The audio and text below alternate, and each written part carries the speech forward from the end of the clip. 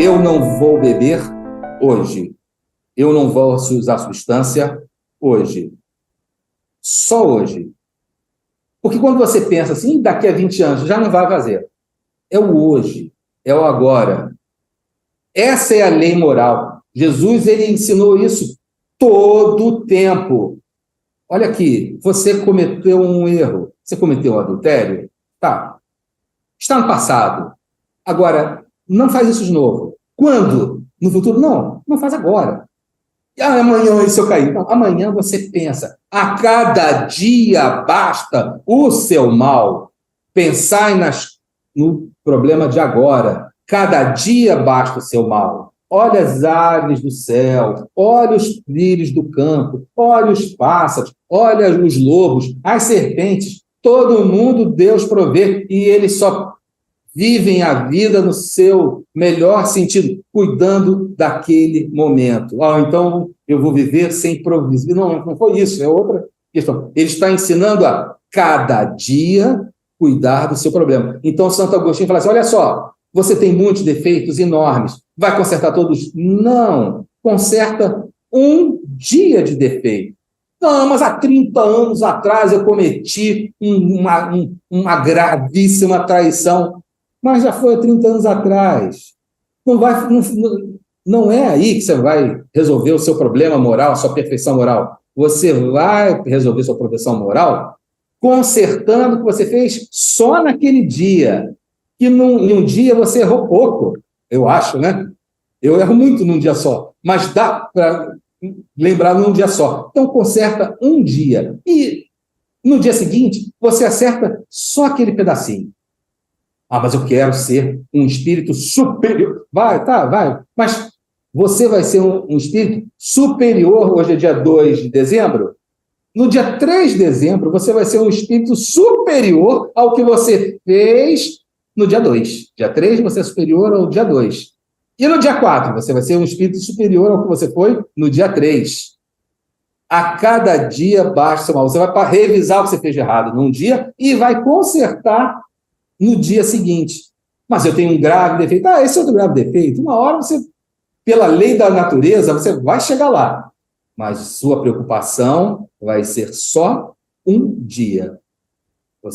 É assim que o dependente, o alcoólico anônimo, o narcótico anônimo, os compulsivos por jogos anônimos, eles trabalham. Um dia, eu hoje não fiz, eu hoje não joguei, eu hoje não bebi, eu hoje estou limpo.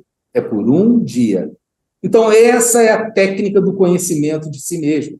E sempre é o conhecimento voltado para o próximo. Toda ocupação tem que ser útil, senão é trabalho. Respeitamos o autoconhecimento da psiquiatria, óbvio que eu adoro, respeitamos da psicologia, respeitamos todos, até o da engenharia. Mas o autoconhecimento da perfeição moral é o que eu fiz de errado em relação ao próximo. Como eu agi, como eu não agi, como eu deveria ter agido e não agi, como eu agi e não deveria ter agido. É só em relação ao próximo, porque para ser útil, filosoficamente, tem que ser útil. Para ser trabalho, tem que ser útil. Então, aí é que está a sabedoria totalmente diferente. É simples, é aplicado naquele dia, vai e não erra mais. Esse erro aqui. Não são todos os erros, não. Olha, estou não falando de todos. Você não erra esse. Se você não errar esse, você já andou um passo na senda do progresso.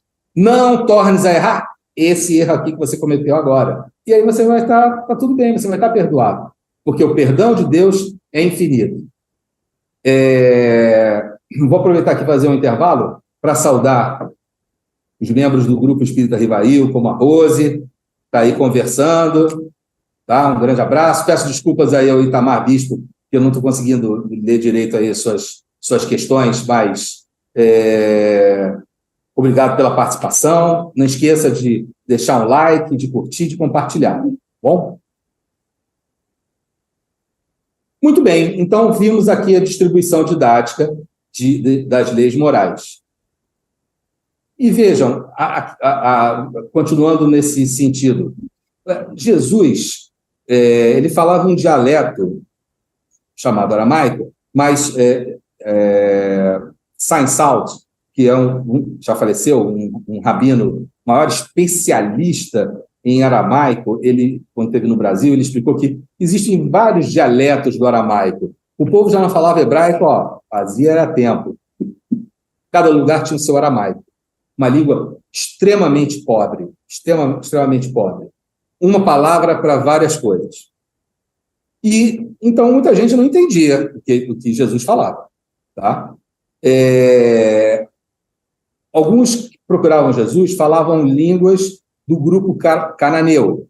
Outros usavam a linguagem comercial, que era o grego, né? Era o inglês da época, era o grego. Então, a maioria não conseguia muito bem entender o que Jesus estava dizendo. E, além disso, além dele não entender muito bem o que Jesus estava dizendo, você imagine o seguinte, uma galera, uma multidão, Jesus ia ficar sem voz no final do dia, né? Então é muito complicado imaginar Jesus berrando sem parar. Então muitos sequer ouviam o que Jesus falava. O que isso quer dizer? Que a doutrina de Jesus, ela tem que ser apreendida olhando Jesus em ação, olhando a vida de Jesus. Como é que se reconhece um verdadeiro espírita? A definição de Allan Kardec. Se reconhece o verdadeiro espírita pela sua transformação moral e pela força que ele faz, pelo esforço que ele faz para dominar seus maus instintos, suas tendências instintivas, suas tendências inferiores. É exatamente o que o método de Santo Agostinho, no Livro dos Espíritos, ensina. Você conserta um problema só daquele dia, seu defeito daquele dia, as coisas erradas que você fez naquele dia para o dia seguinte. Automaticamente as pessoas vão reconhecer os espíritas. Falar, olha, você é espírita, né? Não pode fazer como meu professor de história, eu era muito levado na escola, muito levado na escola. Aí um grande professor de história era espírita. Tadinho, era uma das minhas principais vítimas. Mas ele era muito bondoso. Espírita, né? Se dava mal comigo. E aí, um dia, fui assistir uma palestra de Valdo, devia ter meus 14, 15 anos, e encontrei o professor lá. Aí, quando eu cheguei, encontrei o professor, fui correndo para falar com ele. Ô, professor, tudo bem? Aí ele olhou assim para mim e falou assim, Fabiano, você aqui? Eu falei, claro, professor, eu sou espírita. Aí ele falou, mas você se converteu hoje, né? Ou seja, olha, sem me xingar, sem fazer nada, eu recebi a maior lição da minha vida. Então, você se converteu hoje, agora? Mas não, já sou espírita há muito tempo. Você já é espírita há muito tempo? Ou seja, você reconhece o espírita pela transformação moral, pelo esforço que ele faz em dominar suas más inclinações. Professor Lobo, desculpe, tá? Eu errei, reconheço. Vou compensar. Arrependimento eu já tenho. Expiação, sim. Como professor, eu sofri na carne o que o senhor sofreu. Agora só falta reparação. Um abraço espiritual para o senhor. Muito bem. Seguindo aí, e ele ainda era militar, ele podia ser linha dura, mas ele era muito espírita, muito espírita. Também tem isso, né? Os professores espíritas sofrem na mão dos alunos espíritas, sofrem, com a bondade, né? Qual o tipo mais perfeito que Deus tem oferecido ao homem para servir de guia e modelo? Uma das frases mais faladas nos estudos e mais erradamente traduzidas nos estudos. Vocês me desculpem a sinceridade, mas porque a resposta, qual o tipo mais perfeito que Deus tem oferecido ao homem para servir de modelo e guia, não é Jesus. A resposta é Voyez Jésus. Vede Jesus, olhe Jesus, observe Jesus. Lembra que a gente falou que muita gente não entendia, não ouvia, não compreendia, não era nem da língua, mas conseguia entender qual era a mensagem? Era como? Olhando, observando Jesus. A nossa querida Maria Lúcia Alcântara de Carvalho, no Leon Denis Editora, ela traduziu certinho. Qual o tipo mais perfeito que Deus tem oferecido ao homem para servir de guia e modelo? Vede Jesus, olhe Jesus, observe Jesus. Aí Allan Kardec explica. Jesus é para o homem o tipo da perfeição moral a que a humanidade pode aspirar na Terra. Deus nos oferece como mais perfeito modelo e a doutrina que ensinou é a mais pura expressão da sua lei. porque ele era animado pelo Espírito Divino e o ser mais puro de todos que apareceram na Terra. Agora, veja, com todo respeito à querida Maria Lúcia Alcântara, essa palavra aqui, aspirar, está correta na tradução, correta. Mas existe o caráter polissêmico das palavras. Quando eu digo aspirar, quase todos traduziram aspirar. Aspirar é quase um sentido assim, olha, eu quero, eu gostaria, mas eu acho que eu não consigo. Porque Jesus, o exemplo, né? Como é que eu vou chegar lá? Realmente faz sentido. Então, na escolha das palavras, talvez uma outra se encaixasse melhor. Só lembrando aqui, qual foi a palavra que Kardec escreveu? Jesus é o tipo da perfeição moral, aqui a humanidade pretende.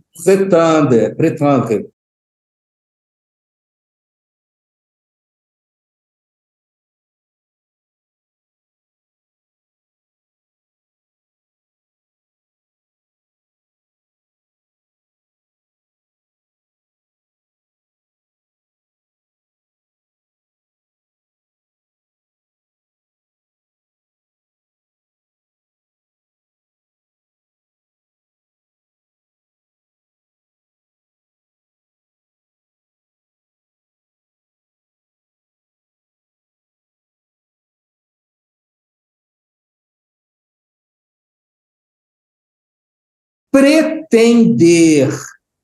Pretender. Perguntei a quem sabe francês e fui lá no Pai dos Burros. Pretendre. Que quer dizer o quê? Pretender. Pretender. Tá? Aspirar está correto. Mas quando eu digo assim, pretendo fazer dieta, tem um sentido, né? Aspiro fazer dieta. Vou fazer a dieta? Não. Não vou fazer a dieta. A palavra é pretender. O homem pode pretender. É o ser humano que se pode imitar. Jesus de Allan Kardec é o ser humano que se pode imitar. O projeto é esse, gente. Não temais, Maria. Primeiro Natal. Encontraste graça junto de Deus. Eis que conceberás no teu seio e darás à luz a um filho. E tu chamarás pelo nome Yeshua, que quer dizer Deus salva. Ele será grande e será chamado Filho do Altíssimo. E o Senhor Deus lhe dará o trono de Davi, seu pai. Essa profecia não se cumpriu. Se cumpriu ou não se cumpriu? Por que essa profecia se cumpriu ou não se cumpriu? Por uma coisa muito simples. Filho do homem aparece mais de 80 vezes no Novo Testamento. Quase todas as 80 vezes, da boca de Jesus. E Allan Kardec explica isso lá em Obras Póstumas, tá? Sobre filho do homem, Jesus dá a si mesmo essa qualificação com persistência notável. É demais. É o tempo todo ele falando filho do homem. O tempo todo. Pois só em circunstâncias muito raras ele se diz filho de Deus. Em sua boca não pode ter ela outra significação que não seja lembrar que ele também pertence à humanidade. Ele também pertence à humanidade. Ele era homem. Nós temos que olhar, se realmente é complicado copiar a perfeição moral de um espírito puro, não dá, né? Sou da terceira ordem, o outro da primeira ordem. Eu não consigo pular uma ordem. Não dá para imitar um espírito puro, não dá. Mas e um ser humano? O ser humano que Jesus foi, esse dá para imitar. Então é esse. Lembra que o nosso querido Itamar perguntou o que é humildade? Humildade é servir de terra, de alimento para o outro crescer. Então o projeto era esse. Realmente Jesus é o Filho do Deus Altíssimo. Só que esse Filho do Deus Altíssimo se faz filho do homem. Para que nós que somos gente, filho do homem, possamos nos elevar ao patamar de filhos do Deus Altíssimo. É esse o projeto. Isso que é a humildade. Está lá na carta de Paulo aos Filipenses. Tornando-se semelhante aos homens e reconhecido em seu aspecto como um homem, abaixou-se, tornando-se obediente até a morte sobre uma cruz. Então, lembram de Sócrates, que foi condenado Não foi assassinado, ele foi condenado a beber a cicuta. Se eu fosse condenado a beber a cicuta, eu falava, é para beber a cicuta assim, peraí, tchau, ia jogar na cara do... Sócrates falou, eu vou beber, mas peraí, você é inocente. Aí Sócrates responde, você queria que eu fosse culpado? Óbvio que eu sou inocente. Claro que eu sou inocente. Mas você vai beber, mas não fomos nós quem criamos essas leis. Se eu criei essa lei, eu vou obedecer essa lei. Então, me dá aqui a cicuta que eu vou tomar. Né? Vamos entender a cabeça lá do Sócrates? Eu sei que é difícil, gente, mas é um filósofo diferenciado, por isso que ele dividiu a filosofia. Então, é isso. Como homem, explica Allan Kardec em A Gênese, ele tinha a organização dos seres carnais, mas como espírito puro, desprendido da matéria, de viver mais na vida espiritual do que na vida corporal. Então, como homem, ele foi gente. Aliás, ninguém foi tão gente quanto Jesus. Tão humano, tão humanista, tão humanitário. Só podia ser divino. Teresa de Calcutá que dizia isso. Tinha tão humano desse jeito. Essa é a prova da divindade dele. E quem foi um ser humano tão humano dessa forma?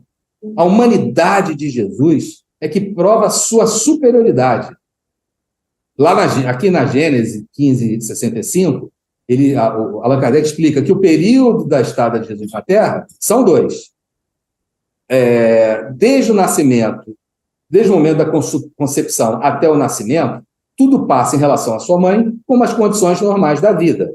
Do seu nascimento até a sua morte, tudo nos atos da vida, na sua linguagem, nas diversas circunstâncias da vida, apresenta as características inequívocas de corporeidade, ou seja, foi um ser humano. Agora, se você disser o seguinte, não, Jesus não foi um ser humano como outro qualquer, então você está dizendo que Jesus é um embusteiro. Isso aí já foi guerra com São Nicolau, gente. Sabe Papai Noel, São Nicolau, o bom velhinho tão bonitinho? Ele deu um soco na cara e levou a nocaute Ário, pela sua heresia, de dizer que Jesus não estava encarnado, ele estava num chamado corpo impassível. Aí Papai Noel, o bom velhinho, ele deu um cruzado de direita no rosto do Ário, o herege, Ário herege. Isso aí está nos anais da Igreja Católica, tá? Ário foi a nocaute.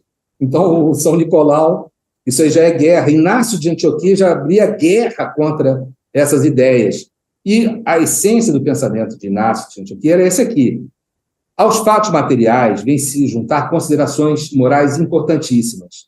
Se Jesus houvesse estado durante a sua vida na condição dos seres fluídicos, não teria experimentado nem a dor, nem nenhuma das necessidades do corpo. Supor que tenha sido assim é tirar-lhe todo o mérito da vida de privações e de sofrimentos que havia escolhido como exemplo de resignação. Se tudo nele fosse aparência, todos os atos da sua vida, o anúncio reiterado da sua morte, a cena dolorosa no Jardim das Oliveiras, sua prece a Deus para afastar o cálice dos seus lábios, sua paixão, sua agonia, tudo, até o último brado no momento de entregar o seu espírito, não teria passado de um vão simulacro para enganar quanto à sua natureza e fazer crer no sacrifício ilusório da sua vida, uma comédia indigna de um simples homem honesto e com muito mais forte razão de um ser tão superior. Então são coisas incompatíveis. Porque para Jesus ser um exemplo de ser humano que se deve seguir, ele tem que ter sido humano. Se ele não foi humano, ele teria, numa palavra, como diz Kardec, Jesus teria abusado da boa fé dos seus contemporâneos e da posteridade. Essas são as consequências lógicas dessa teoria. Consequências que não são admissíveis, porque o rebaixariam moralmente em vez de o elevarem. Assim, Jesus teve, como todos nós, um corpo carnal e um corpo fluídico, o que é comprovado pelos fenômenos materiais e pelos fenômenos psíquicos que assinalaram suas existências. Respeitamos quem pensar o contrário, mas isso não é um pensamento kardeciano, tá? E mais, a vida de Jesus foi muito pesada, muito áspera, muito difícil. Isso já era esperado. Olha só o que Isaías fez de previsão a respeito do Messias. Ele cresceu diante dele como renovo, como uma raiz que brota em terra árida. Não tinha beleza nem esplendor que pudesse atrair o nosso olhar, nem formosura capaz de nos deleitar. Era desprezado e abandonado pelos homens, o homem sujeito à dor, familiarizado com o sofrimento, como uma pessoa de quem todos escondem o rosto. Desprezado, não fazíamos caso nenhum dele. Ou seja, já havia a profecia de que a coisa seria muito complicada para Jesus. Olha só o que está em João, capítulo 8, versículos 56 e 59. Abraão, vosso pai, tá? Jesus dizendo, tá? Exultou por ver meu dia, e ele o viu e encheu-se de glória. Aí a cabeça de quem estava ouvindo, lá os doutores da lei, ficou birutinha, né? Peraí, Abraão, o patriarca da igreja, viu você, ele te viu se Abraão tem mil anos atrás, né? É lá, 1000 anos? Não, mais. 1.200 anos, mais de 1.200 anos atrás, te viu? Nessa passagem de João, entendam, é isso que é encrenca. Jesus ele estaria dizendo, segundo uma interpretação teológica, o que estaria dizendo? Que ele é Yahvé. Yahvé, eu sou o que sou. Peraí, você, Yahvé, daqui a pedra que eu já vou resolver já, Yahvé. Vamos apedrejar até matar. Diversas vezes. Então, tem até um livro, o título do livro, se não me falha a memória, é Com Quem Conversaram os Profetas? Os profetas conversaram com Jesus.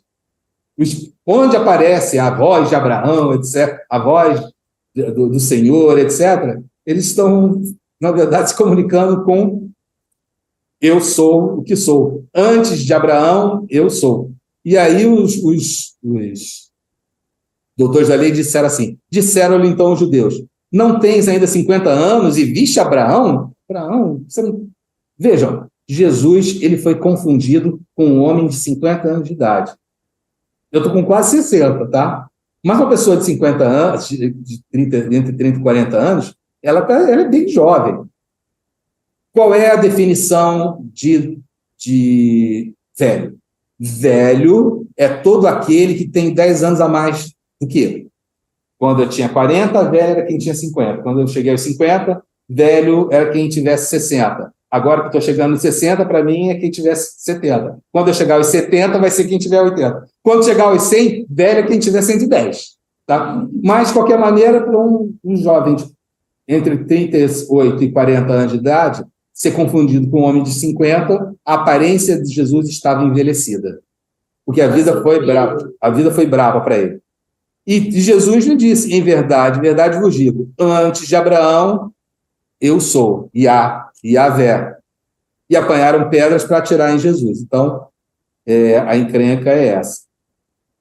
Então, como vimos, a doutrina de Jesus, que é toda humildade, toda caridade, combate ao orgulho e ao egoísmo, ela é aprendida e aprendida olhando, observando Jesus em ação.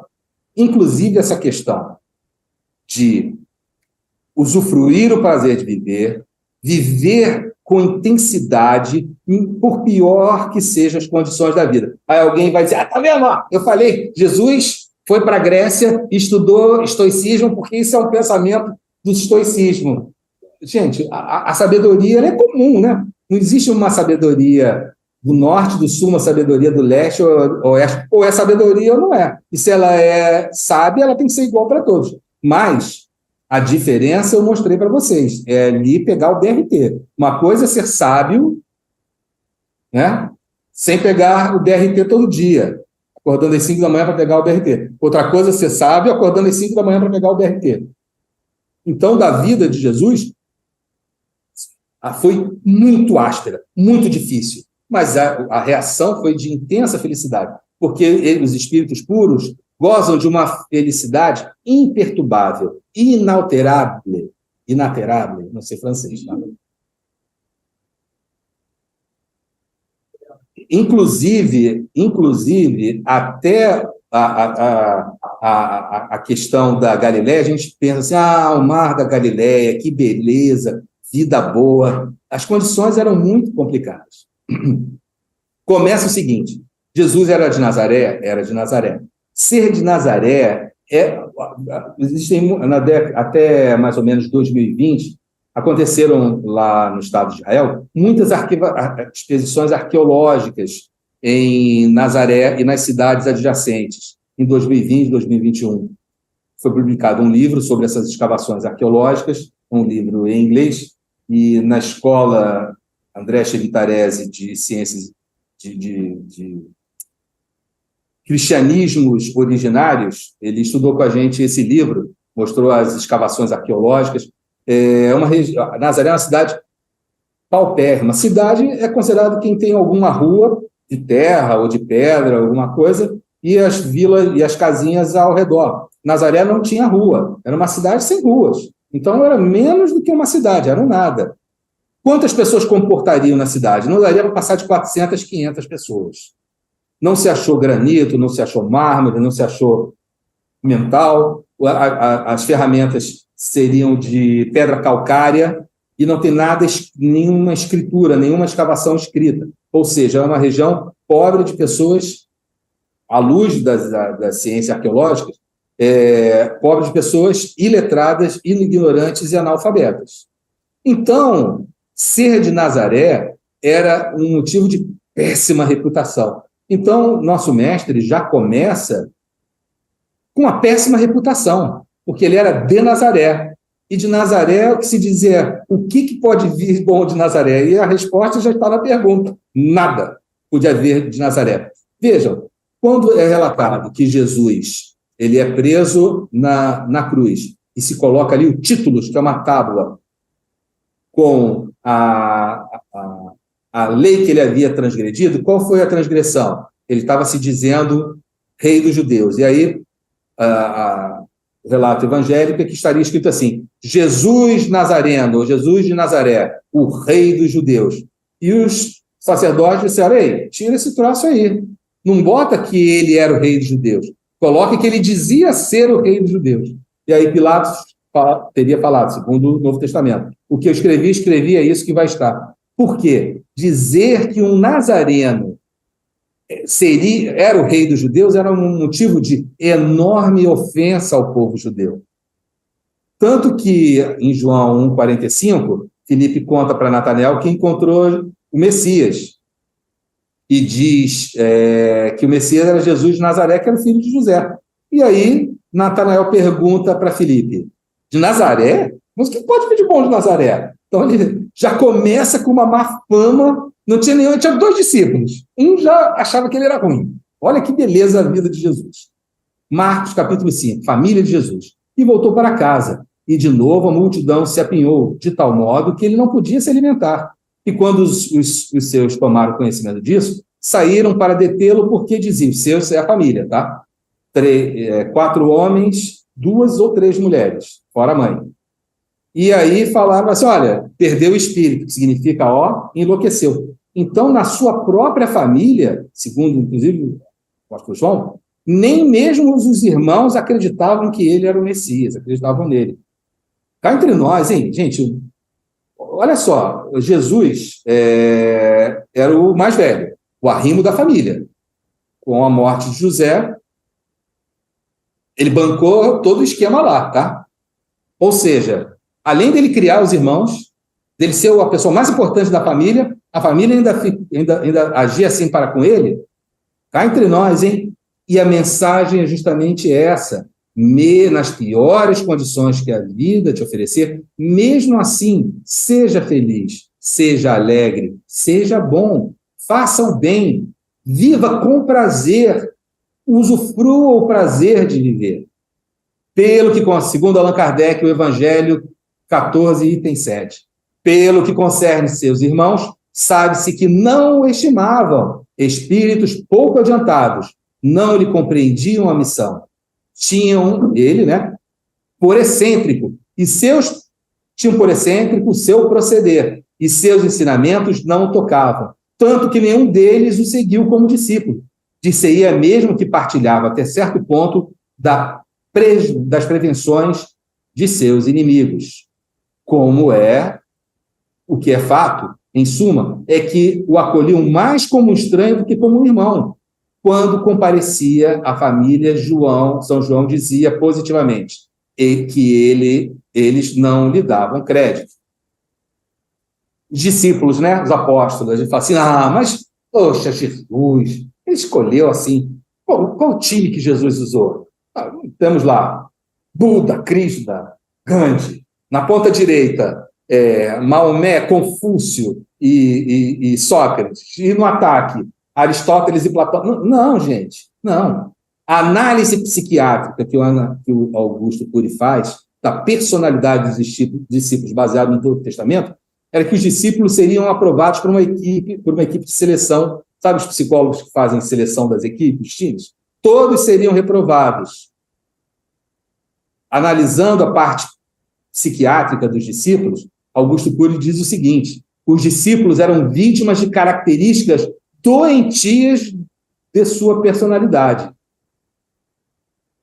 Especialistas, segundo Augusto Cury, recomendariam os jovens das castas dos escribas e fariseus, que eram cultos, bem comportados, éticos, gozavam de reputação social, falavam hebraico, latim, grego.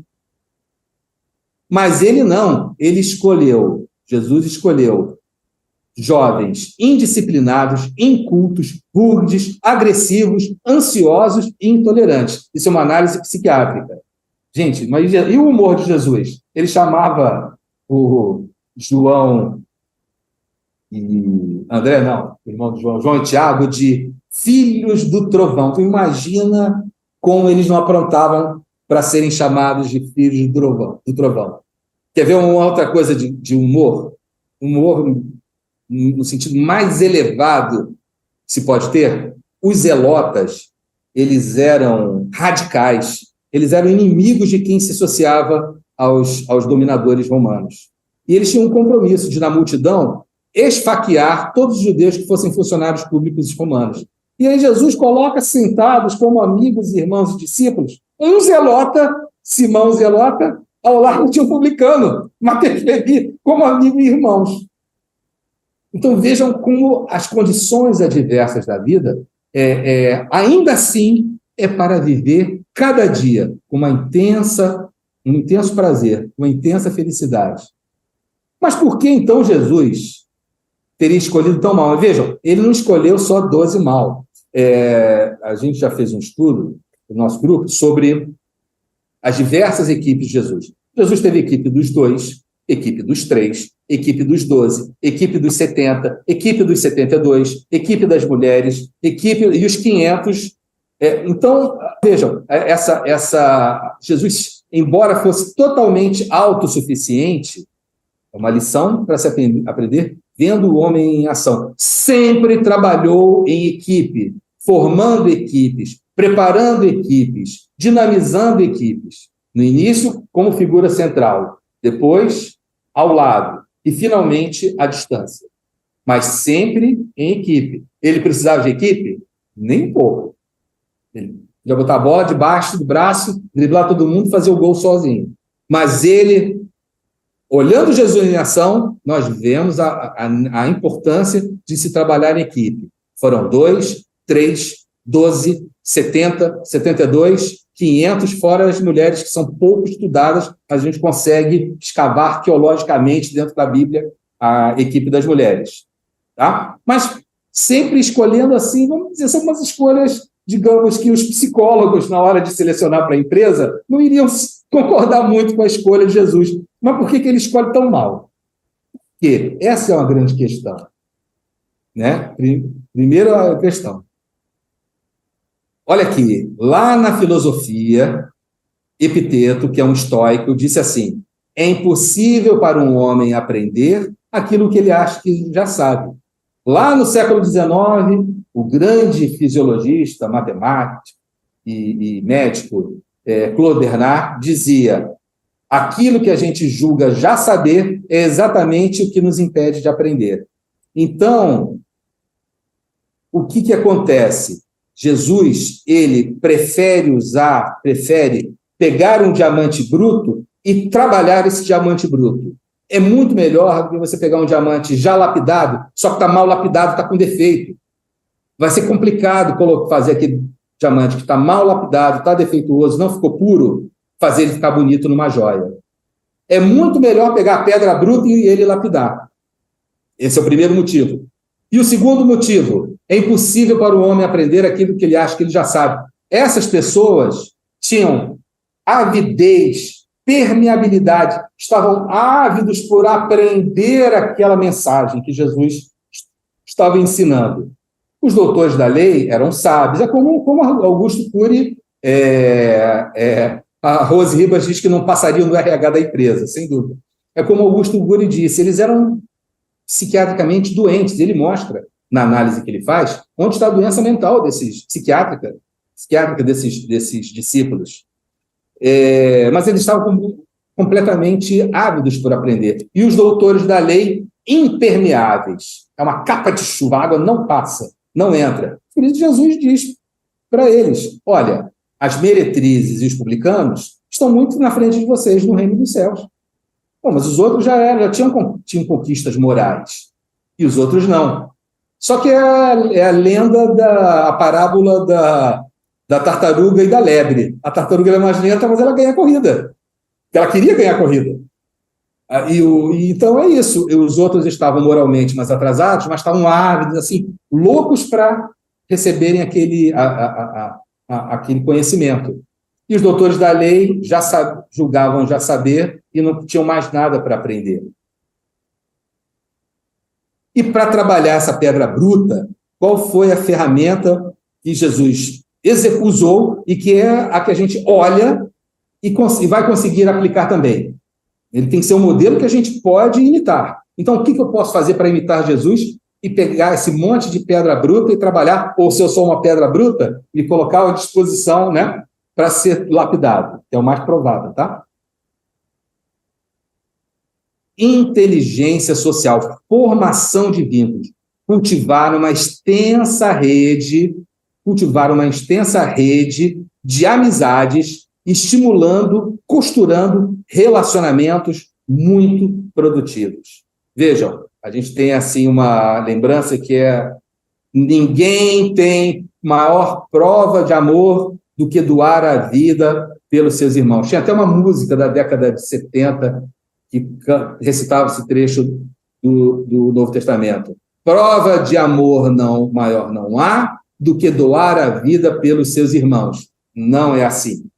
O que está escrito é: não existe prova de amor maior do que dar a vida pelos seus amigos. Então, ele estabeleceu uma rede de relacionamento, de amizades muito fortes, muito vigorosas e muito produtivas. Tudo isso a gente aprende estudando as leis morais, conforme está em O Livro dos Espíritos, e as aplicações do dia a dia também que encontraremos no desenvolvimento dessa parte terceira de O Livro dos Espíritos, que é o Evangelho segundo o Espiritismo, que também tem sua ordem didática, não por acaso. Então, nessas imagens, ganhamos tempo nas explicações. A formação de vínculo, você pode... Sabe quando você tem assim, um emprego que é ruim pra caramba? Você às vezes não ganha bem, é ruim para chegar, as condições de trabalho são péssimas, mas as suas amizades lá são tão boas, você não quer sair de lá. Ou quando sai, fica com saudade do seu emprego, onde você ganhava menos e sofria mais para trabalhar. E uma vez você sente saudade daquela época. Por quê? Porque havia a formação de uma rede de relacionamentos baseada em confiança, em amizade. Então, para trabalhar aquelas pedras brutas, ele, em primeiro lugar, foi um gigantesco amigo daquelas pessoas. Elas tinham em Jesus um amigão, um amigo de verdade. Está lá em O Evangelho segundo o Espiritismo, no amar e os seus inimigos. Só é possível amar quem você confia, amar no sentido de perdoar os inimigos.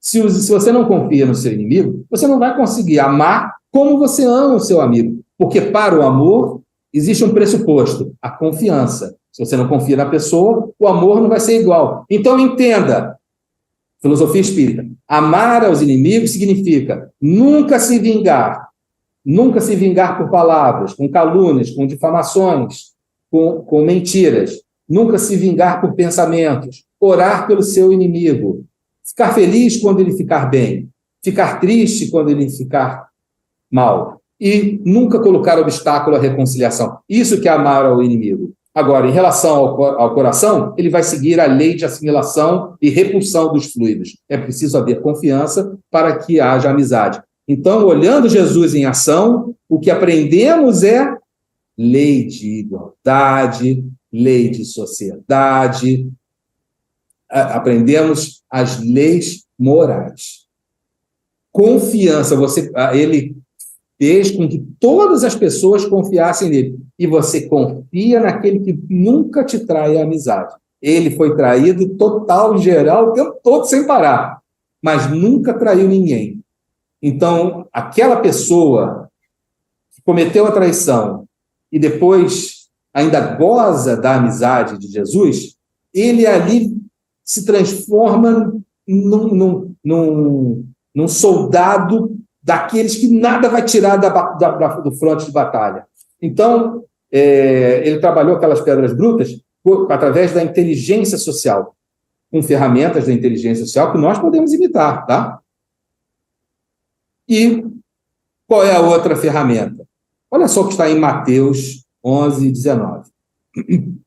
Veio o Filho do Homem comendo e bebendo, e dizem, eis aí um comilão e um bebedor de vinho, amigo de publicanos e pecadores. Entretanto, a sabedoria é justificada pelas suas obras. Olha, Jesus, ele leu isso no pensamento de uma das pessoas que olhava Jesus numa das festas. Jesus ia a muitas festas, muitos banquetes. Isso aí é uma questão polêmica, mas acompanhe o raciocínio.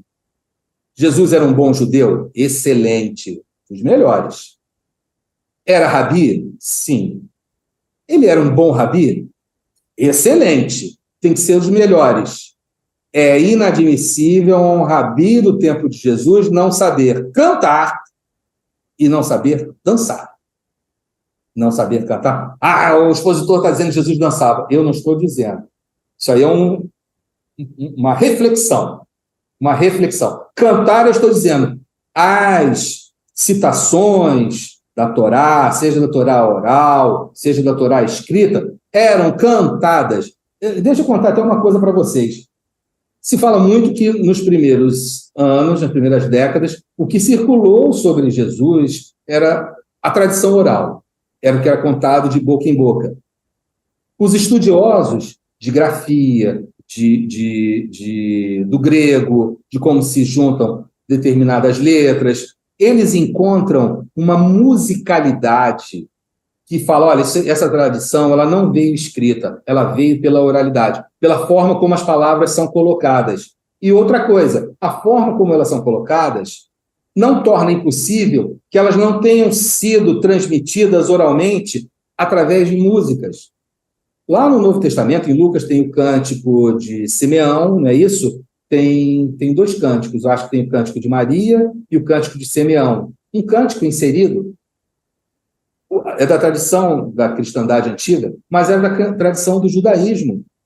Até presentemente, se você for num casamento judaico, vai ter o rabino vai cantar, a mãe vai cantar, o noivo vai cantar, a noiva vai cantar, todo mundo vai cantar, todo mundo canta. É uma cantoria. Você sai do casamento judaico e fala, nossa, mas todo mundo aqui canta, é assim? Ele não está acostumado com esse esquema. Não, até nas igrejas evangélicas se canta muito, né? Mas é uma cantoria assim, você fala, eita, esse povo aí canta mesmo, né? Então, a alegria de Jesus, ela permeava. Ali no último discurso de Jesus, o povão, na despedida, na última ceia, todo mundo estava super deprimido, porque Jesus já havia dito que era uma despedida. O astral estava baixíssimo. E Jesus, qual é o discurso de Jesus, conforme encontramos em João capítulo 15? É um discurso de alegria. Olha, se me amais, vocês guardem meu mandamento. Eu vou falar com o Pai. Ele vai enviar um outro Consolador. Esse Consolador vai ficar convosco para sempre.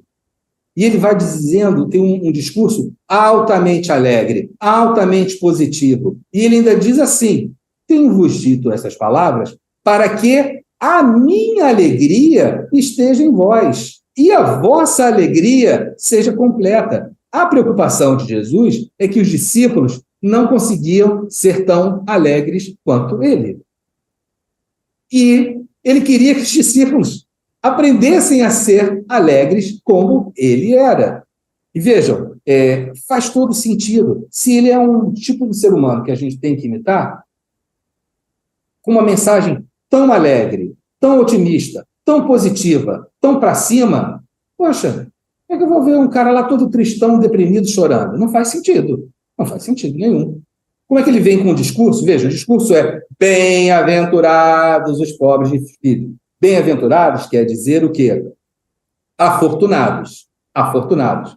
Mas afortunados é assim, você é um afortunado, porque não sei o quê. Você está dizendo, você é feliz, mas não tem um sentido tão denso quanto a tradução de bem-aventurados. A tradução também é motivo de controvérsia entre os historiadores, os pesquisadores das ciências históricas, os teólogos, alguns tradutores, tem uma controvérsia. O sentido filosófico e moral de bem-aventurados é esse. Felizes são os humildes, felizes os que choram, felizes os mansos e pacíficos, felizes os que são doces, felizes os pacificadores, felizes os misericordiosos, os famintos, sequiosos de justiça, os que sofrem perseguição por amor da justiça. Eles são felizes. A felicidade está aí. Mas essa felicidade ela só vai fazer sentido com os princípios espíritas. Imortalidade da alma, evolução, progresso dos espíritos, progressão dos mundos, progresso em diversas categorias de mundos habitados, a destinação dos espíritos, a vida por vir, por que se sofre, por que se chora, qual o sentido da expiação, o sentido da prova. Aí, sem isso, diz Allan Kardec, essas palavras felizes, elas não só são uma utopia, como são um engodo, uma enganação. Enganação. Se você morre, acabou, morreu, vai para o céu dos anjinhos ou para o inferno do fogaréu, isso tudo aí não faz sentido. Essas promessas só fazem sentido se as leis morais são verdadeiras. A reencarnação é uma das leis morais. É a lei do progresso. É da lei do progresso. A progressão dos mundos. Então, essa felicidade, ela com o entendimento das leis morais, conforme a filosofia espírita esmiuça, elas fazem todo sentido. Todo sentido. Então, é isso. Até mesmo as coisas difíceis, como uma vila horrorosa, Jesus transforma em poesia. A linguagem de Jesus era sempre poética, ele não tinha nada. Aí dizia assim, a raposa tem seus covis, as aves do céu têm seus ninhos, mas o filho do homem não tem onde reclinar a cabeça à noite, nem uma pedra para reclinar a cabeça. Era reclamando da vida? Não. Era uma forma poética de descrever a própria situação. Só faz poesia com a própria situação quem está de bem com a vida.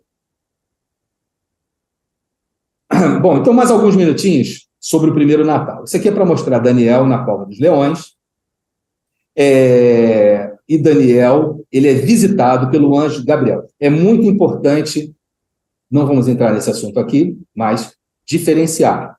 Os anjos da angelologia judaica são diferentes dos anjos do Novo Testamento, ou seja, os anjos do catolicismo, os anjos do protestantismo, que são muito diferentes da angelologia espírita. Quem quiser saber, o céu e o inferno, ou a justiça divina, segundo o espiritismo, estudando que já está dentro do próprio livro dos espíritos, nas leis morais, onde fala que todos nós temos os nossos anjos guardiães. Quem são nossos anjos guardiães? De onde eles vieram, para onde eles vão, onde eles estão. Então, a angelologia é diferente. Mas eu trouxe isso para citar o anjo Gabriel, que é muito importante, muito famoso.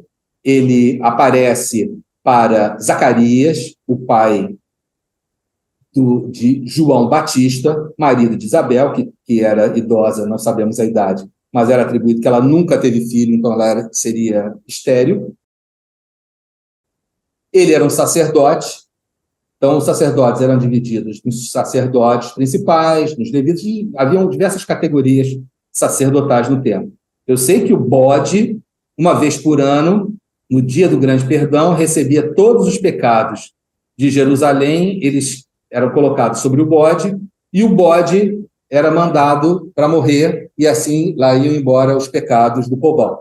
Veja bem, esse é o bode expiatório, tá? É o bode que carrega as expiações.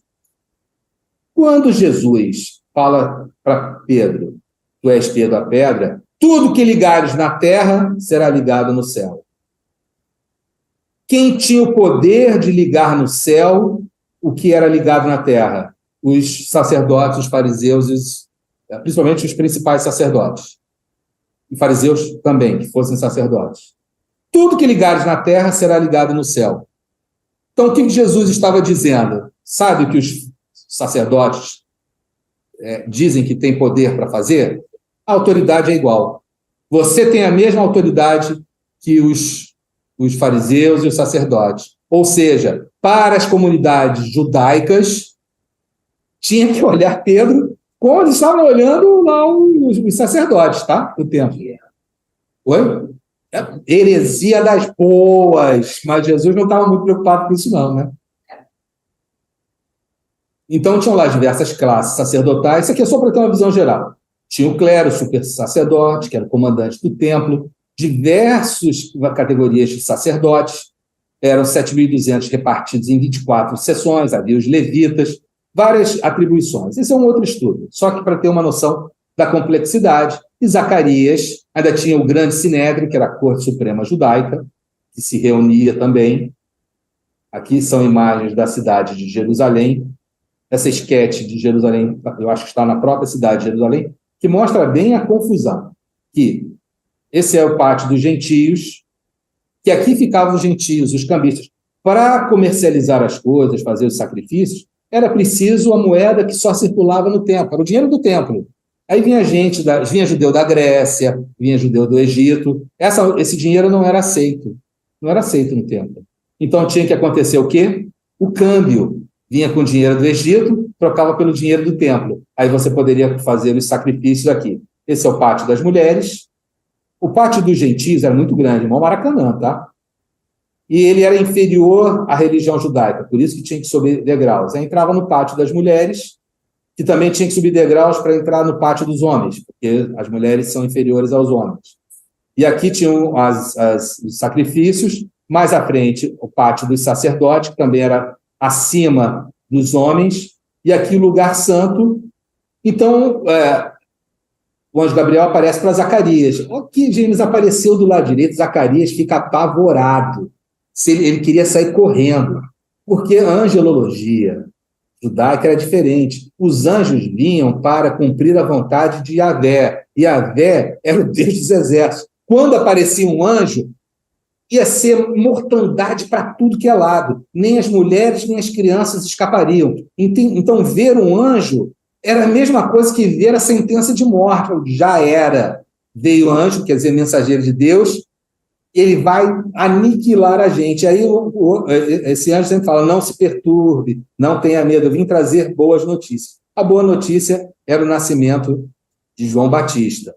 E aí ele diz até na Anunciação que ele não beberá vinho, não vai se embriagar, vai ficar pleno do Espírito Santo. Vejam, João Batista, se está lá na introdução do Evangelho segundo o Espiritismo, João Batista, ele cumpria o nazireato, que é o estatuto de Nazir, onde ele tem que cumprir várias coisas. Não beber vinho, não beber comida fermentada, não cortar o cabelo, tem que deixar crescer o cabelo, enfim, tem uma série de preceitos. Allan Kardec explica, olha, João Batista, ele seguia o estatuto de Nazir. Você pode seguir o estatuto de Nazir por 6 meses, pode seguir a vida toda.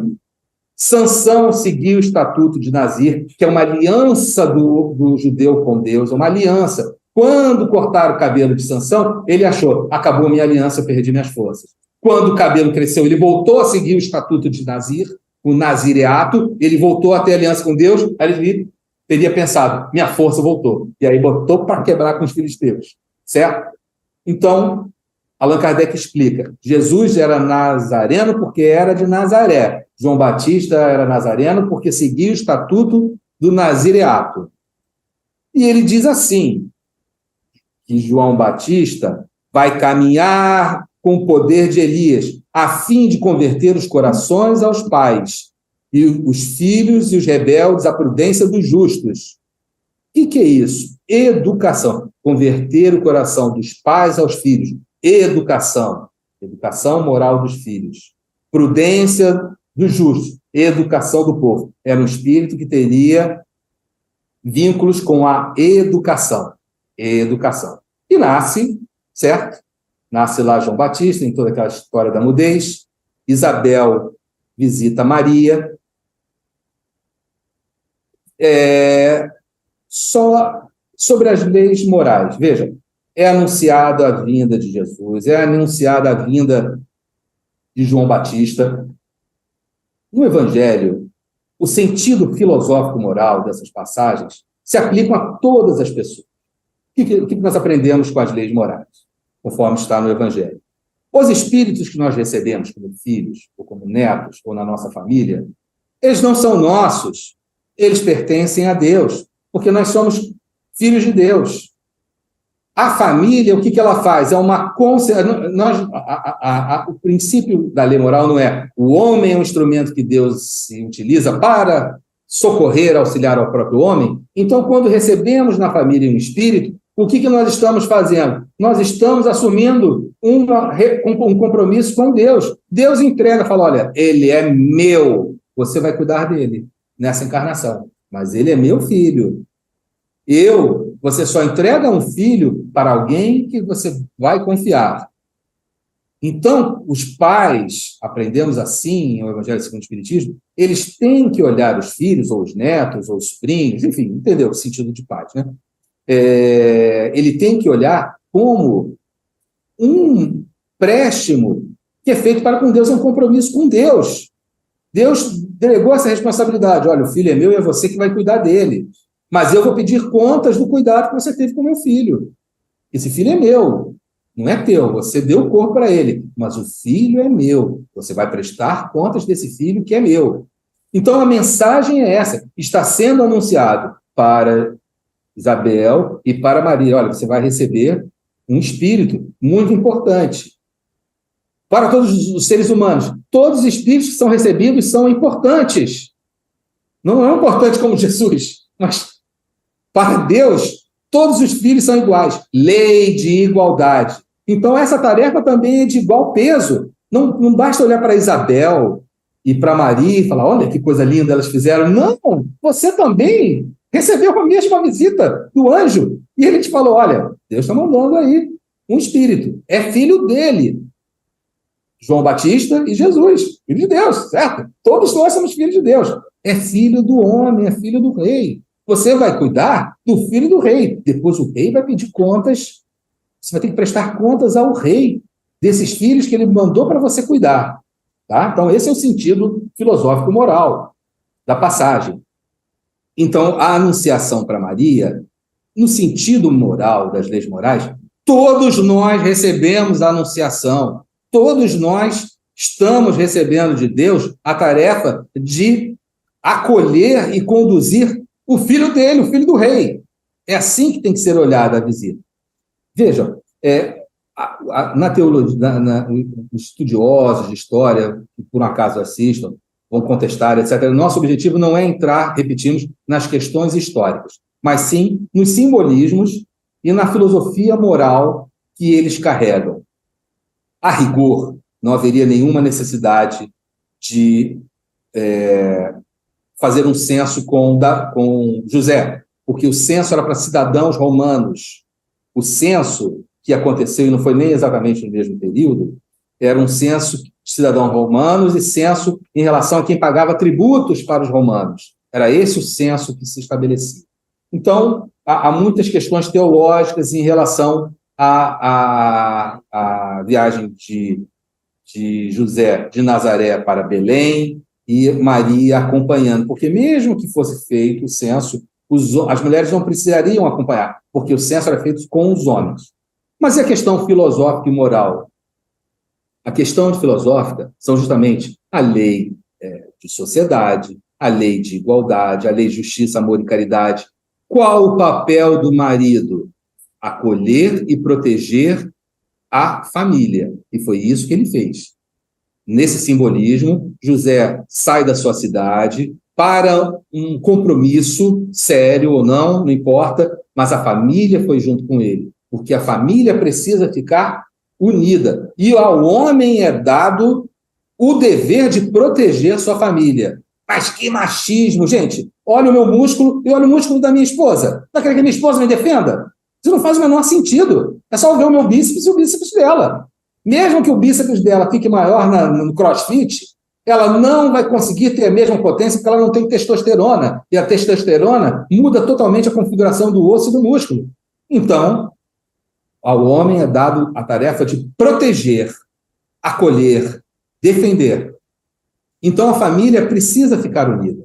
Então, é isso que acontece. A esposa fica junto ao filho, ao marido, e o marido fica junto da esposa. Porque a família precisa... A mensagem de Jesus é uma mensagem muito familiar. Vamos ver como isso acontece. A questão da hospedaria. Ele chega numa hospedaria, não tem lugar na parte de cima, e ele teria que ter ficado na parte de baixo. Observem. Tinha no ambiente, vocês estão vendo aí obstetra? Não, não vejo nenhum daqui do meu ângulo. Enfermeira? Nenhuma enfermeira. Cirurgião? Não, nenhum cirurgião. Parteira? Não, também não vejo nenhuma parteira. Então, pela lógica, quem fez o parto? Maria não ia fazer o próprio parto. Jesus, muito menos. Quem fez o parto? José. Então, vejam, é uma visão de proteção, de provisão, de zelo, de cuidados. As lições são muito importantes. O frio, no sul do Brasil, nós temos aquelas casas de colonos, onde embaixo ficavam os cavalos e a família ficava na parte de cima. Por quê? O calor do corpo dos cavalos, dos animais, aquecia toda a casa no inverno. Então, nesses lugares onde numa parte é hospedagem, na outra parte ficam os animais, não tinha lugar na parte de cima, que era hospedagem, eles ficaram juntos com os animais. O calor do corpo dos animais ajudou a aquecer o ambiente, porque Jesus era Jesus, mas estava seguindo a lei da natureza, a lei natural. Era um recém-nascido. Recém-nascido no frio morre. Então, o calor do corpo dos animais ajudou a aquecer o ambiente. É uma mensagem da lei moral. O ser humano precisa da natureza, tanto quanto a natureza precisa do ser humano. O homem e a natureza, eles são filhos do mesmo de Deus. E um precisa do outro. Jesus era um espírito puro? Sem dúvida. Mas ali ele era um bebê recém-nascido. E todo recém-nascido precisa de calor. Então, os animais emprestaram o calor do seu corpo, que ajudou a aquecer. Ele ficou envolvido em trapos. Não tendo um lugar decente, foi emprestado à manjedoura, que é o lugar onde os animais comem palha, feno, e ali depositado o rei do mundo. E o rei do mundo era um bebezinho com uns bracinhos fofinhos, com a mãozinha gordinha, aquela carinha toda enrugada de bebê recém-nascido, que é horrorosa, mas era ali fofinho. Então, embora fosse um espírito puro, diretor espiritual do planeta, ele ali estava esmolando proteção. E quem dá a proteção? A primeira proteção é a família. Veja, não importa o tamanho da sua missão, ninguém teve uma missão maior do que Jesus. A família é fundamental. Mas vejam, os espíritos, que eles chamam de milícias celestes, foram buscar ajuda dos pastores. Ajuda por quê? Havia uma mulher no pós-parto, no puerpério.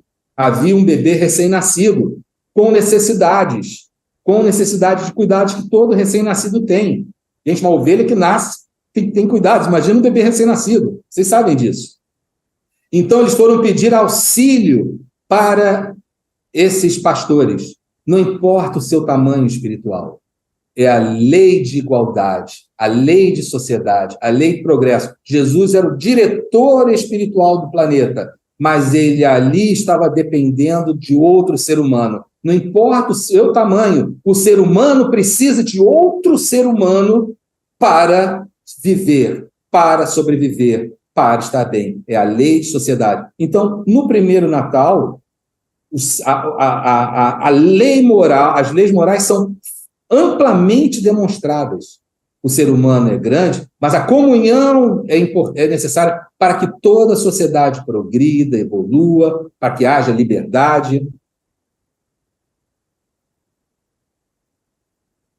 Simeão e Ana, os dois que profetizaram quando Jesus tinha lá 40 dias e depois na sua circuncisão, né? Na sua circuncisão e depois nos 40 dias tem os cânticos. Vejam, Jesus era muito maior do que eles, mas toda liderança precisa do apoio. Essa é a mensagem transmitida, não que Jesus precisasse, mas precisa do apoio do poder sapiencial. Todos os reis de sucesso, todos os líderes de sucesso, todos os governantes de sucesso só foram bem-sucedidos porque tinham poder sapiencial dando respaldo a eles. Desde Alexandre o Grande, Júlio César, Carlos Magno, todos eles precisavam, Davi, Samuel, todos tinham poder sapiencial dando suporte, dando apoio. Não que Jesus precisasse, mas são os simbolismos. O ser humano sozinho, ele precisa de alguém. O anjo, as leis sobre o anjo guardião estão no capítulo das leis morais. Ele precisa de uma sabedoria maior para guiá-lo, para conduzi-lo, para dar respaldo à sua atuação no mundo corporal. Aí, a fuga de Jesus para o Egito, para não ser assassinado pelo poder temporal, também a lei de destruição. Se Jesus tivesse ficado, teria sido destruído? Sim, teria sido destruído. Por isso que foram usados instrumentos para dizer a Jesus, a família de Jesus, para fugir. E José aceitou essa lei de essa fuga, para salvar a vida de Jesus. Porque ele era uma criança, um bebê. Ou uma criança, não sabemos. E isso fez com que ele conseguisse sobreviver. Outras crianças foram assassinadas. Então, vejam, a lei de destruição. Mas dessa destruição surgiu a vida, que é a mensagem de Jesus. José teve o mérito de ter o seu sonho, ouvir o conselho do seu anjo guardião, se é que não foi um conselho do próprio Jesus, fora do corpo, né? Pode ser também, pela ciência espírita é possível, e ele atendeu aquela comunicação espiritual. E aqui o mais importante, a primeira lei, a lei de adoração. Elohim, o forte, Adonai, Yah, eu sou, Yahvé, eu sou o que sou, El, Deus, El Elyon, Deus Altíssimo, El Olam, Deus Eterno, El Shaddai, Deus Poderoso, Yahvé Sabaoth. Jesus não chamou Deus de nada disso. Jesus chama Deus de Abba, quer dizer pai, papai, na língua, no aramaico da Galileia, de Nazaré, mostrando um Deus totalmente diferente de Moisés. Jesus rompeu com Deus de Moisés. Ele nunca chama de Yahvé. Deus que Jesus vem mostrar é um Deus totalmente diferente. Ele usa a figura do Pai para mostrar como Deus era bondoso, protetor, provendo, prevendo, prudente, amigo e Pai. Então, ele muda a concepção a respeito da divindade. E vamos encerrar com essa questão sobre a pedra angular, que é a primeira pedra que inaugura a transformação promovida pela doutrina de Jesus. Allan Kardec explica o seguinte, isso está em A Gênese, aqui é a referência. A parte mais importante da revelação do Cristo, no sentido de que ela é a fonte primária, a pedra angular de toda a sua doutrina, é o ponto de vista novo sobre o qual ele ensina a encarar a divindade.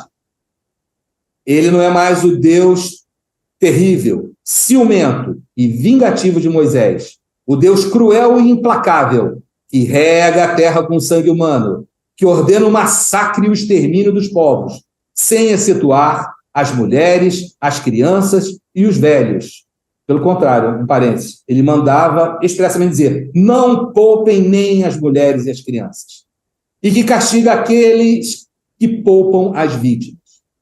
Não é mais o Deus injusto, que pune todo um povo pela falta do seu chefe, que se vinga do culpado na figura do inocente, que fere os filhos pelas faltas dos pais, mas um Deus clemente, soberanamente justo e bom, cheio de mansidão e misericórdia, que perdoa o pecador arrependido e dá a cada um segundo suas obras. Não é mais o Deus único do povo privilegiado, o Deus dos exércitos, presidindo os combates para sustentar a sua própria causa contra o Deus dos outros povos, mas o Pai comum do gênero humano, que estende a sua proteção sobre todos os seus filhos, chamando todos a si. Não é mais o Deus que recompensa e pune apenas pelos bens da terra, que faz consentir a glória e a felicidade na escravidão dos povos rivais e na multiplicidade da progenitura, mas o Deus que diz aos homens: vossa verdadeira pátria não é neste mundo, ela está no reino celestial. É lá que os humildes de coração serão elevados e que os orgulhosos serão humilhados.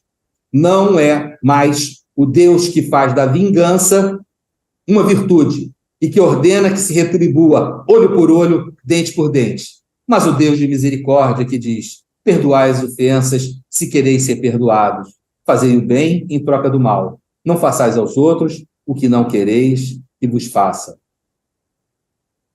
Este não é mais o Deus mesquinho e meticuloso que impõe sob as mais rigorosas penas a forma pela qual quer ser adorado, que se ofende pela inobservância de um ritual, mas o Deus grandioso que vê o pensamento e não se honra com a forma. Enfim, não é mais o Deus que quer ser temido, mas o Deus que quer ser amado. Obrigado, gente. Agradeço a paciência, a oportunidade e a generosidade de vocês aí. Vamos lá. Temos muitas participações e nós não podemos deixar passar, porque são pessoas que estiveram conosco. Nós agradecemos muito a presença, a vibração, a energia, o carinho que estão tendo conosco. Então, a Rose R., o César Torres e o Hegel da Silveira de Teutônio, dizendo boa tarde para nós. Agradecemos e retribuímos, evidentemente. O Adriano Guilherme, parabéns ao ICEB por trazer o palestrante que aborda o tema com bastante clareza. O palestrante está regularmente aqui no ICEB, viu, o Adriano? Fique conosco, fique conosco. E outros tantos nossos companheiros. Itamar Bispo, as leis morais são conquistas civilizatórias, certamente. Ludmila Oliveira, boa tarde, abraços fraternais. O Itamar Bispo, que é humildade, ele próprio respondeu. Acho que você já falou sobre isso, né, Fabiano? Eu já respondi umas perguntas, umas colocações. O César Torres está dizendo muito bem, Fabiano, provavelmente é sobre isto. A Rose R., humildade vem de humus, do grego, nosso querido grego, exato, trabalho útil. Aliás, é muito interessante nós vermos o uso dos adjetivos nas falas dos textos, né, das escrituras. Itamar Bispo voltou aqui. Eu acho que toda ocupação é útil porque é funcional. Diz ele: eu acho que toda ocupação é útil porque é multifuncional, no mínimo funcional. A lei de destruição é absoluta? Se a lei de destruição é absoluta, porque ela não destrói o sol. É claro que existe salvação fora da caridade, porque salvação é progresso. E isso está acontecendo antes da palavra caridade existir. Eu admiro a diversidade de informações, mas admiro mais as informações científicas do que as religiosas. Como você aqui falou, Itamar, isso está acontecendo antes da palavra caridade existir. Nenhuma palavra existe antes do fato, antes da coisa existir.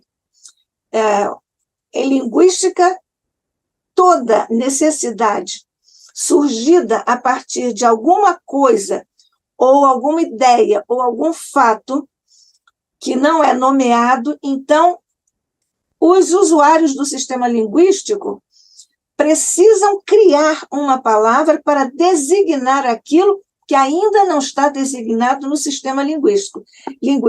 Então, claro que a palavra existe, a caridade não existia. Primeiro existe o fato ou a necessidade ou o conceito para depois surgir a palavra. A Rosa R disse que é ótima sugestão. Essa altura, não sei se foi sua, não sei, ou se foi do bispo. O bispo diz, esses filósofos eram religiosos. Nós não sabemos, o Fabiano citou vários filósofos no início e agora naquele quadro maravilhoso da enciclopédia lá do estudante. Então, os filósofos estudavam a Bíblia? Depende. Os pagãos, evidentemente que não. E é muito estranho nós dizermos assim, Sócrates é pagão, Platão é pagão, não é isso?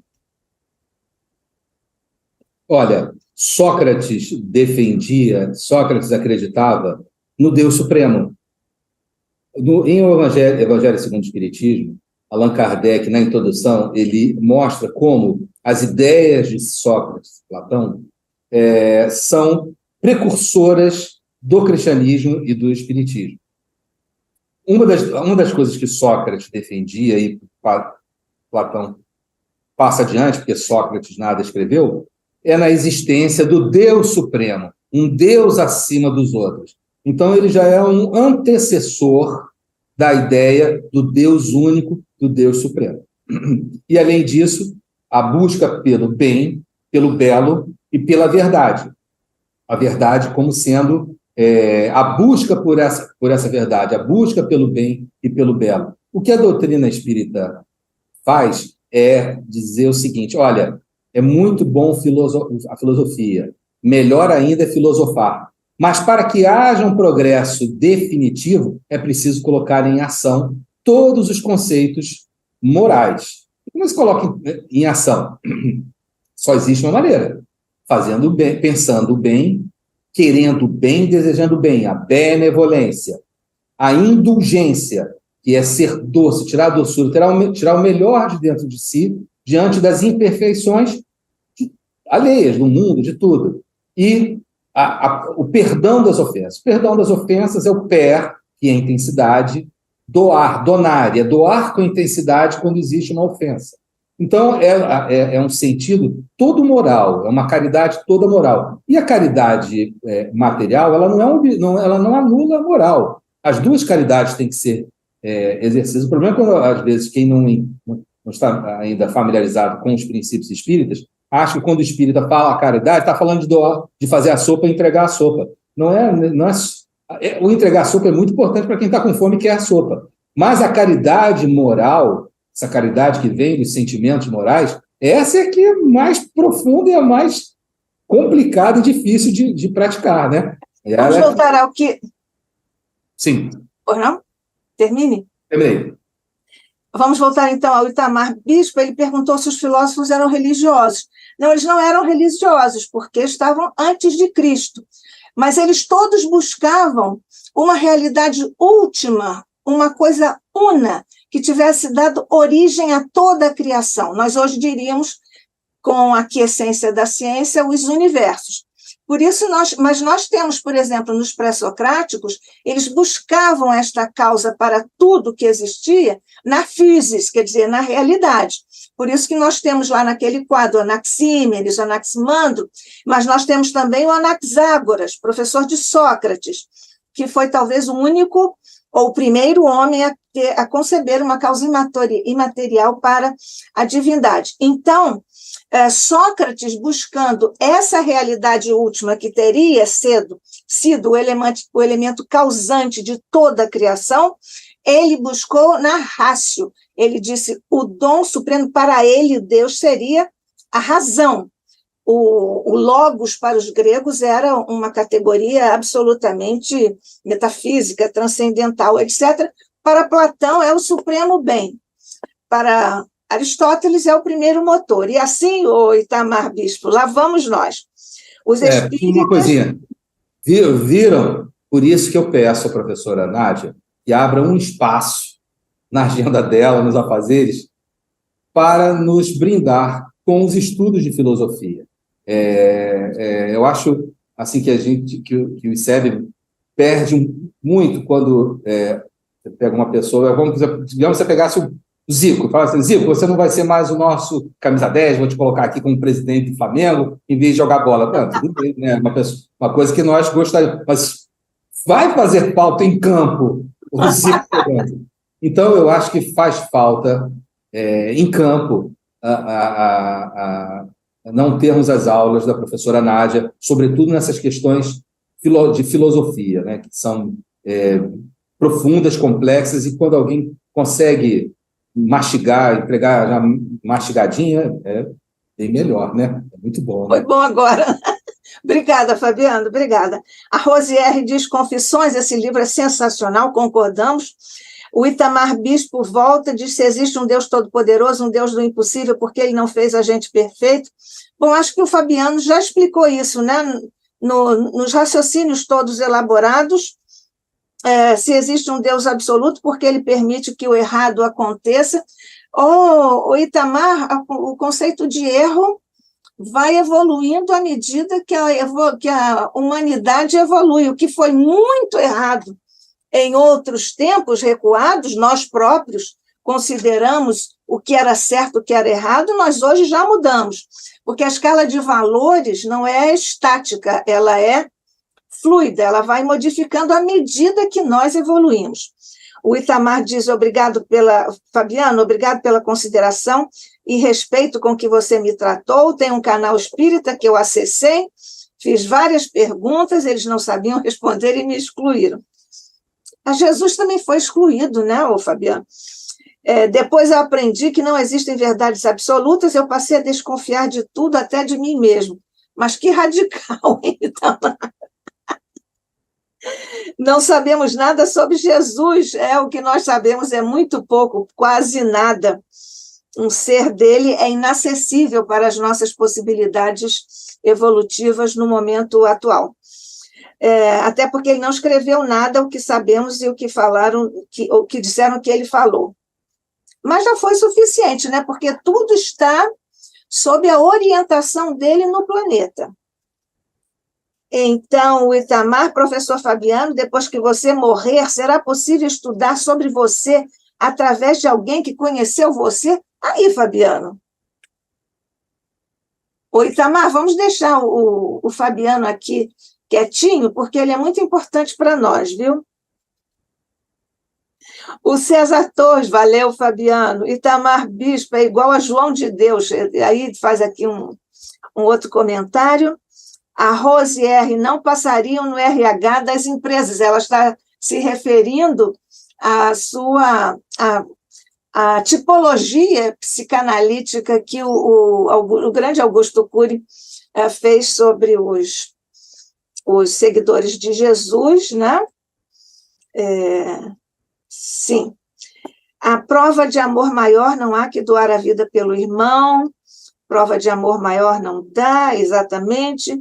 Ela está aqui. Não, isso aqui foi o Carlos que encontrou, segundo ele encontrou, Fabiano, a música com este tema aqui, prova de amor maior não há que doar a vida pelo irmão. E aí segue. São pelo menos 5 estrofes. Ele diz, achei a letra da música citada, é o Carlos. Mas eu não sei cantar, Carlos. Vamos colocar o Fabiano para cantar. Acho bom. Mas você que já deve ter sido rabino, deve ter cantado muito já. Talvez. A Rose R. Estudar Jesus é o máximo. Nós também achamos Jesus com Kardec é o máximo do máximo. É verdade isso. Isso. A Rose R., novamente, função do animal bem ilustrada nesse evento, sim. Paula Eduarda Canhadas, aula maravilhosa. Precisei viver 70 anos para aprender as relações entre as leis morais e a vida de Jesus. Olha aí, Fabiano, viu? Foi muito bom mesmo, né, Paula Eduarda? Rose R., sugestão para 2024. Continuar esse estudo, as partes puladas também. Nós vamos cuidar disso, Rose, estou fazendo a programação. Ela própria continua o canal do Fabiano, estudos aos sábados e domingos, com agenda prévia, recomendo. Paulo Eduarda Canhadas, gratidão. Rose R., obrigada, brilhante. Bem, nós tínhamos ainda alguns rápidos comentários a fazer sobre as observações do Fabiano, mas elas ficaram muito longe do referencial. Por exemplo, aprender aos pedacinhos, ele próprio, eu acho que você citou isso em algum momento, que Jesus fatiou as lições e foi dando homeopaticamente os ensinamentos, né? Um psicólogo norte-americano, o Skinner, fala da técnica dos pequenos passos, e foi o elemento fundante para a instrução programada, que hoje está vencida na área da educação, mas foi muito importante, e isso é uma coisa muito importante que nós podemos aplicar, inclusive, de vez em quando eu falo sobre isso, estudando Joana de Ângeles e os mentores, Emmanuel, os pequenos passos de Skinner fazem muita importância e fazem muito sentido também. As línguas, palavras, você também falou sobre os termos, existem termos unívocos e termos equívocos.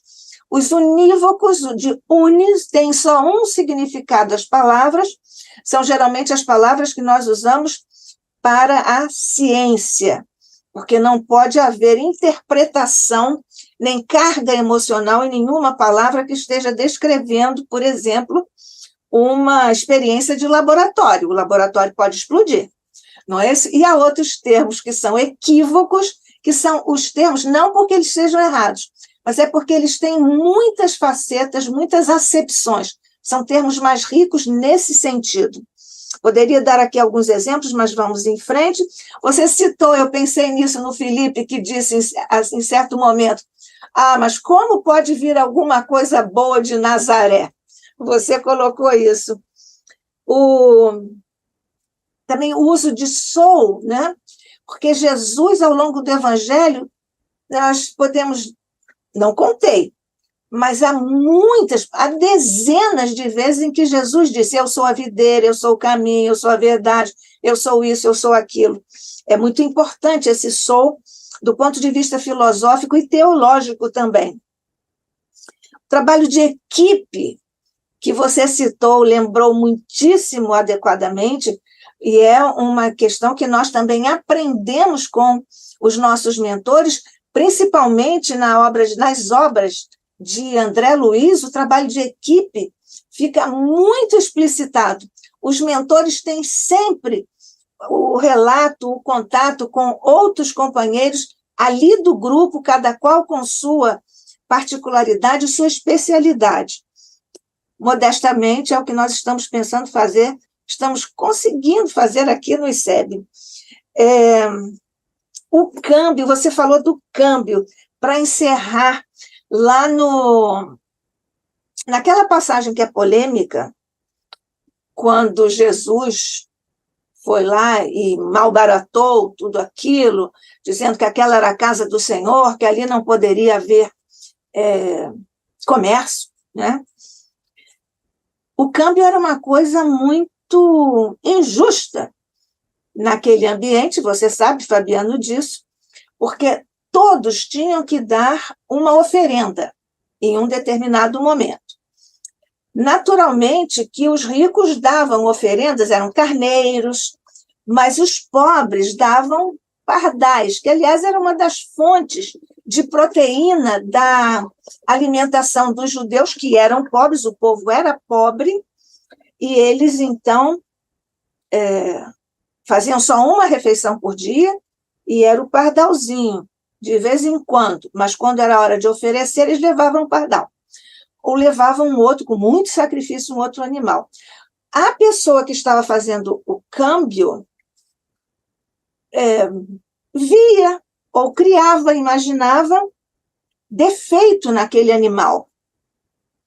Então, diziam que aquele animal ia ficar retido, e a pessoa que levou aquele animal, supostamente defeituoso, tinha que voltar com outro animal. Mas aquele animal que foi retido era depois vendido para outro. Então, esse câmbio, que era um câmbio muito injusto, cruel até para com os pobres, e acabava sendo realizado lá dentro do templo. Há muitas outras coisas, porque é muito fascinante isso tudo, né, Fabiana? E nós todos concordamos que foi muito, não só encantador, porque ficamos encantados, no sentido clássico do termo, estamos no encanto do estudo de Jesus, da sua mensagem sublime, luminosa, perfeita.